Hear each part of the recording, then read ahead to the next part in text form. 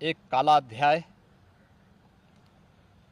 आज से ठीक 50 वर्ष पूर्व आज के दिन ही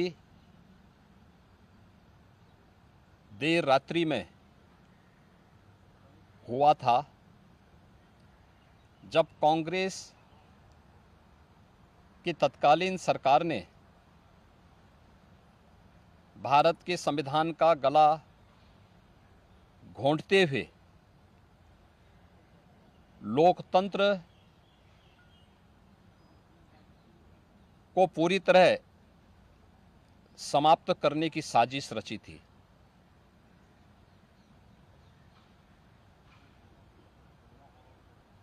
पच्चीस जून 1975 रात के अंधेरे में श्रीमती इंदिरा गांधी जी के नेतृत्व में कांग्रेस की सरकार ने कैसे भारत के लोकतंत्र को नष्ट करने का प्रयास किया था। उस समय के सभी विपक्षी दलों के नेताओं को, उसमें से अटल बिहारी वाजपेयी जी, से मोरारजी देसाई जी, श्री जयप्रकाश नारायण जी, श्री लाल कृष्ण आडवाणी जी और विपक्ष के सभी नेताओं को बंद करके लोकतंत्र के गले को पूरी तरह घोंटने का प्रयास किया था। आज जब 50 वर्ष के उपरांत हम इमरजेंसी की उन यादों को स्मरण करते हैं, तो स्वाभाविक रूप से कांग्रेस में चेहरे बदले होंगे, लेकिन उसका चरित्र,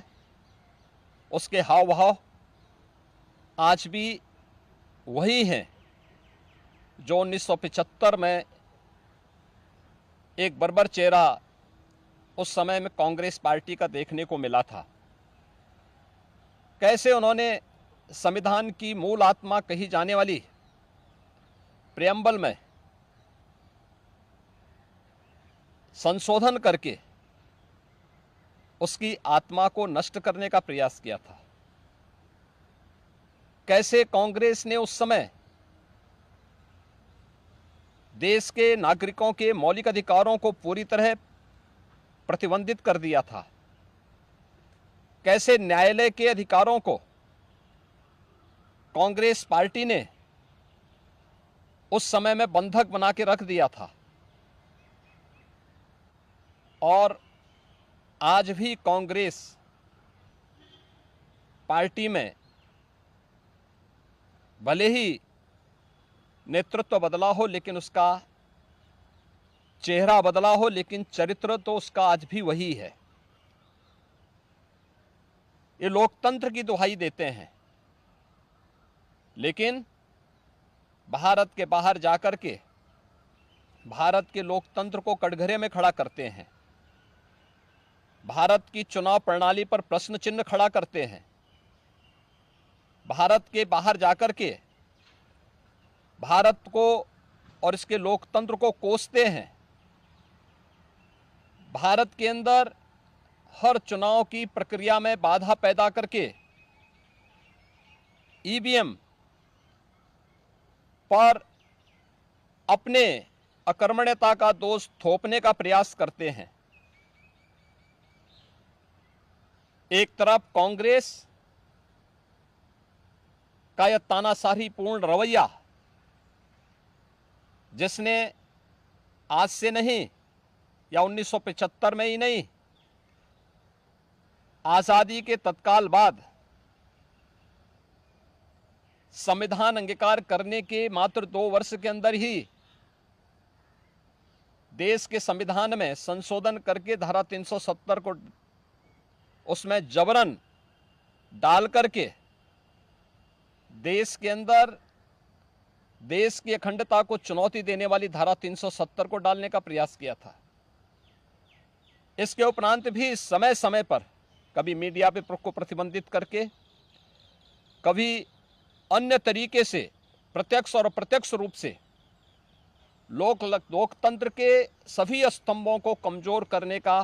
प्रयास किया था। 1975, 25 जनवरी 1975 उसकी पराकाष्ठा के रूप में इस देश ने और दुनिया ने देखा था। 1975 की इमरजेंसी की घटना की 50 वर्ष पूरे हो रहे हैं। 1975 में देश के लोकतंत्र को बचाने के लिए, संविधान को फिर से बहाल करने के लिए, नागरिक अधिकारों की रक्षा करने के लिए जिन लोगों ने जेल की यातनाओं को सहा था, जिन लोगों ने उस कालखंड में लोकतंत्र के लिए अपना सर्वस्व न्यौछावर करने का कार्य किया था, हमें आश्चर्य होता है कि उनकी वर्तमान पीढ़ी उसी कांग्रेस की गोद में बैठ करके देश को फिर से कांग्रेस की तानाशाही और लोकतंत्र विरोधी, संविधान विरोधी तंग दायरे की ओर धकेलने का कुत्सित प्रयास कर रही है। कांग्रेस आज भी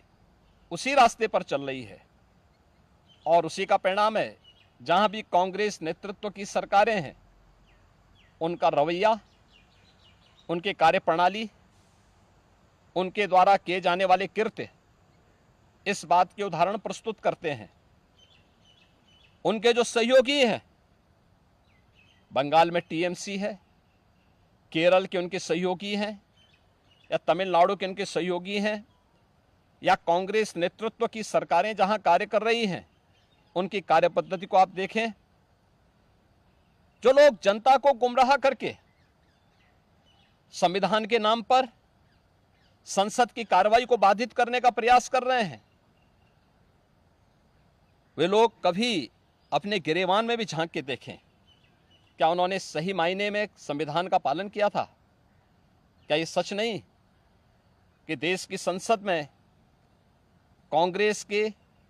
एक वरिष्ठ नेता ने वहां पर जिस प्रकार का आचरण किया था, एक बिल को संसद के फ्लोर पर ही किस तरीके से अपमानित करने का काम किया था, वहां फाड़ने का काम किया था, ये क्या किसी से छुपा हुआ है? या अन्य अनेक ऐसे कृत्य जिसने लोकतंत्र को कमजोर किया है और लगातार देश के लोकतंत्र को कमजोर कर रही है, ये सभी कांग्रेस के वे कृत्य हैं जिसके लिए कांग्रेस को यह देश कभी माफ नहीं करेगा। कांग्रेस पार्टी को